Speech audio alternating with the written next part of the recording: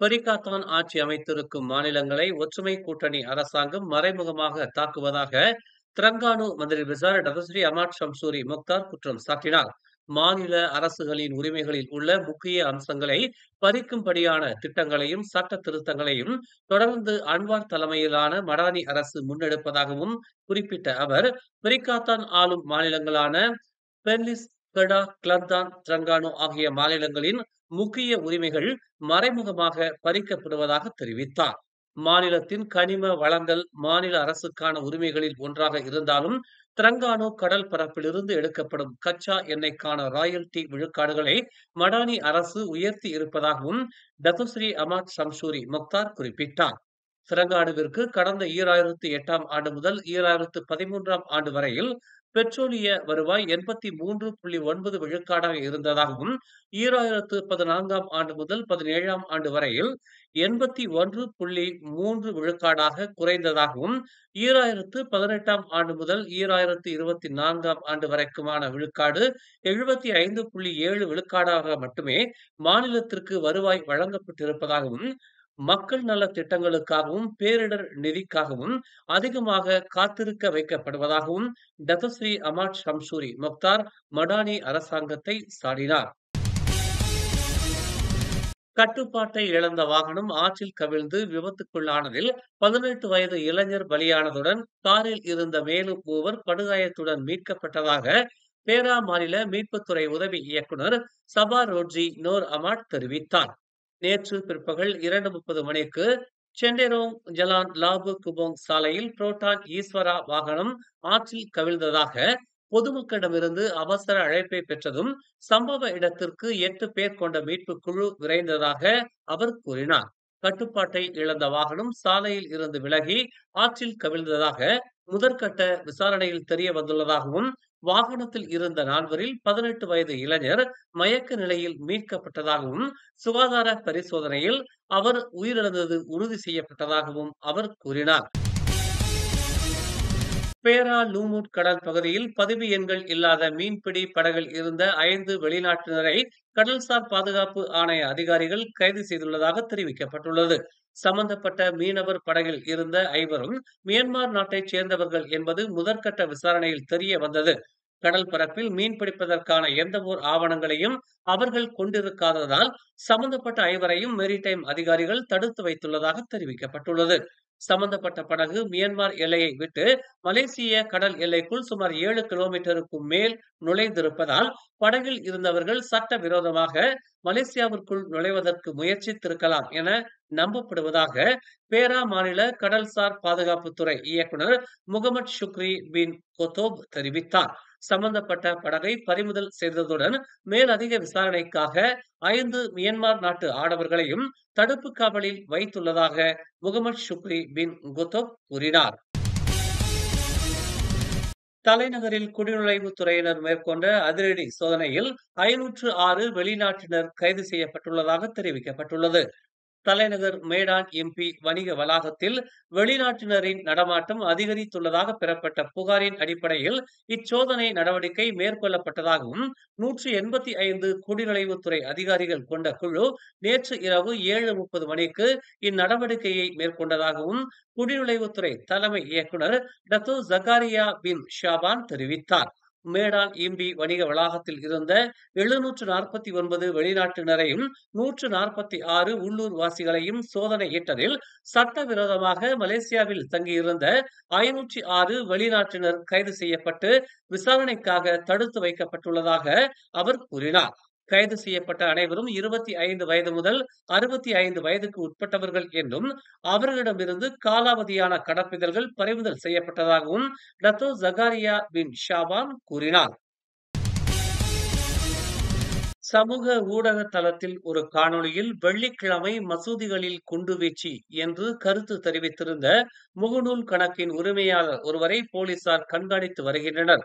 68 வயதான வர்த்தகர் ஒருவர் நேற்று மாலை மலாக்காவில் உள்ள சுங்கை ஊடாங் காவல் நிலையத்தில் இது தொடர்பாக புகார் அளித்ததாகவும், அது தேசிய ஒற்றுமைக்கு தீங்கு விளைவிக்கும் என்று கூறியதாகவும் தெரிவிக்கப்பட்டுள்ளது. மலாக்கா தெங்கா காவல்துறை தலைவர் கிறிஸ்டோபர் பாட்டேட் இந்த புகாரை பெற்றதை உறுதிப்படுத்தினார். மேலும் ஜொகூரில் உள்ள அதிகாரிகளால் இந்த வழக்கு விசாரிக்கப்பட்டு வருவதாகவும் அவர் தெரிவித்தார். மியன்மாரில் ஏற்பட்ட நிலநடுக்கத்திற்கு பிறகு மேலும் உதவி முயற்சிகளை ஆதரிப்பதற்காக போர் நிறுத்தத்தை நீட்டிக்கப் போவதாக மியன்மார் ராணுவ ஆட்சிக்குழுவும் ஒரு முக்கிய எதிர்க்கட்சி குழுவும் குறிப்பிட்டுள்ளதாக பிரதமர் டதஸ்ரீ அன்வார் இப்ராஹிம் தெரிவித்துள்ளார். ஆசியான் பிராந்திய கூட்டமைப்பின் தலைவரான அன்வார் வியாழக்கிழமை மியன்மாரின் ராணுவ ஆட்சிக்குழு தலைவருடனும் அதன் நிழல் அரசாங்கத்தின் பிரதமருடனும் நடத்திய பேச்சுவார்த்தையின் முடிவுகளை வெளிப்படுத்தினார். ஒரு போர் நிறுத்தம் இருக்கும் என்றும் தேவையற்ற ஆத்திரமூட்டல்கள் அதில் இருக்காது என்றும் குறிப்பிட்ட அவர், இல்லையெனில் முழு மனிதாபிமான முயற்சியில் தோல்விதான் கிடைக்கும் என்றும் அன்வார் தாய்லாந்து தலைநகரில் செய்தியாளர்களிடம் தெரிவித்தார். இன்று ஸ்ரம்பான் போர்டிக்சன் நெடுஞ்சாலையில் கிலோமீட்டர் 28.3இல் 6 மோட்டார் சைக்கிள்கள் மோதிய விபத்தில் கல்லூரி மாணவர் ஒருவர் உயிரிழந்தார். ஸ்ரம்பானில் இருந்து போர்டிக்சன் நோக்கி சென்ற 17 முதல் 20 வயதுக்குட்பட்ட 6 மோட்டார் சைக்கிள் ஓட்டுநர்களில் அந்த மாணவரும் ஒருவர் என்று போர்டிக்சன் மாவட்ட காவல்துறை தலைவர் மஸ்லான் ஊடின் கூறினார். அதிகாலை 3:15 மணியளவில் ஒரு மோட்டார் சைக்கிள் மற்றொரு மோட்டார் சைக்கிளின் பின்புறத்தில் மோதியதால் அனைத்து ஓட்டுநர்களும் கட்டுப்பாட்டை இழந்து ஒருவரை ஒருவர் மோதியதால் விபத்து ஏற்பட்டதாக முதற்கட்ட விசாரணையில் தெரிய வந்துள்ளது. விபத்தின் விளைவாக 18 வயது ஆண் ஓட்டுநர் தலையில் பலத்த காயம் காரணமாக சம்பவ இடத்திலேயே இறந்துவிட்டதாக அறிவிக்கப்பட்டது. அதே நேரத்தில் பாதிக்கப்பட்ட 5 பேருக்கும் சிறிய காயங்கள் ஏற்பட்டதாக மஸ்லான் ஒரு அறிக்கையில் தெரிவித்தார். சீன மொழி நாளிதழின் முதல் பக்கத்தில் தேசிய கொடி தவறாக சித்தரிக்கப்பட்ட விவகாரம் ஓர் அற்பமான விஷயம் அல்ல என்று பிரதமர் டதஸ்ரீ அன்வார் இப்ராஹிம் கூறினார்.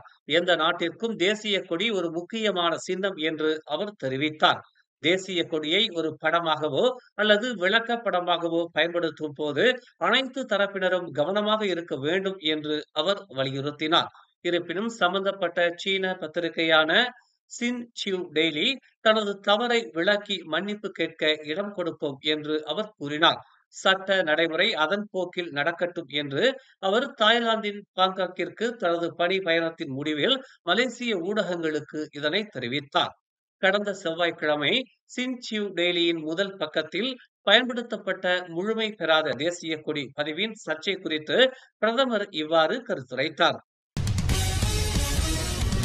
பாலியல் துஷ்பிரயோகத்தில் ஈடுபட்டதாக கண்டறியப்பட்ட ஆசிரியர்கள் மீது கல்வி அமைச்சு கடுமையான நடவடிக்கை எடுக்கும் என்று கல்வி அமைச்சர் ஃபத்லினா சிடேக் தெரிவித்துள்ளார்.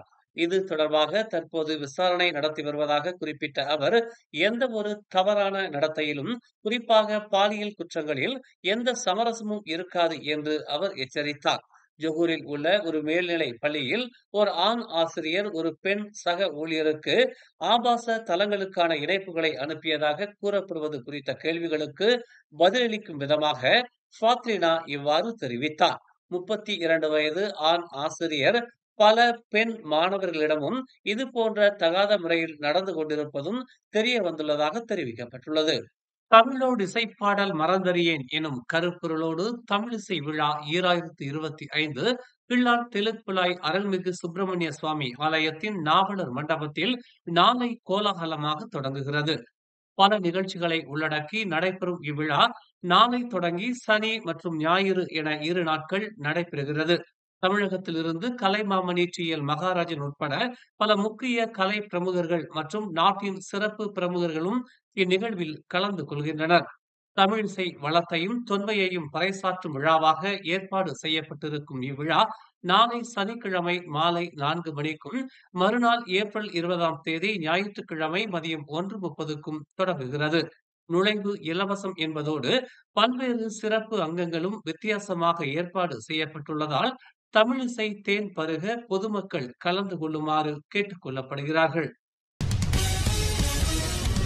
மேலும் செய்திகளை தெரிந்து கொள்ள தமிழ் மலர் நாளிதழை பாருங்கள். எங்களோடு இணைந்திருக்க மலர் டிவியை பதிவு செய்து கொள்ளுங்கள். உறவுகள் மகிழ்ந்திட விருப்பம் மற்றும் பகிர்வு சேவையை சொடுக்கிடுங்கள்.